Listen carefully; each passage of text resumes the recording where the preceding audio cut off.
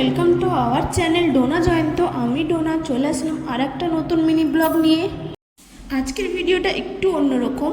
ওই দিন ছিল বোনের বার্থডে, জানি ভিডিওটা দিতে একটু দেরি হয়ে গেছে, তাই আমরা ছোট্ট করে একটু সেলিব্রেশন করে নিয়েছিলাম। বোন আমাদের বাড়িতে এসেছিল প্রায় 7:30টার দিকে। এসেই কিছুক্ষণ আমাদের সঙ্গে গল্প করছিল। এর কিছুক্ষণ পর আমার বর কেকটা আনবক্সিং করে কেকটা কাটার জন্য।